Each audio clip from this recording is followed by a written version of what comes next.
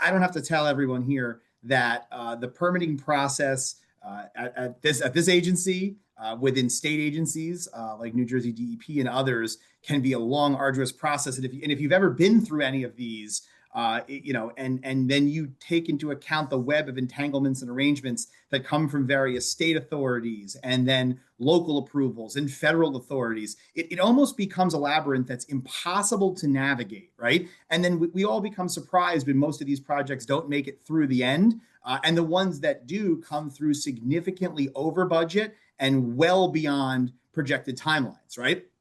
So for us, the focus has really been on looking at our process. First and foremost, has been an examination of our permitting authorities and identifying places there have been scope creep.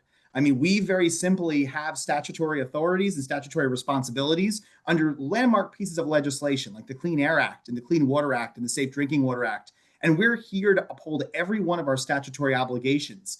But somehow, over many years, not only through just a barrage of regulations that have been adopted, many of which this agency has been taking up over the past couple of months and examining, but also, frankly, what I would just classify as good old-fashioned scope creep. We've ended up in a place where many more things get baked into this process than was ever intended. And I would tell you that we, as an agency, take a very humble approach to our authorities. And that's the approach that Administrator Zeldin has taken, and that's the approach that we're taking as we look at these permitting processes and these projects.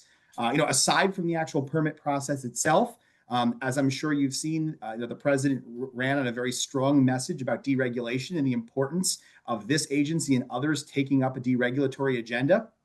This agency, in fact, has done more deregulation in just this first year that we're coming up on a close to now than some agencies have taken in entire administrations. And that deregulatory approach is going to be an important step in paving the way to bringing projects online much more quickly.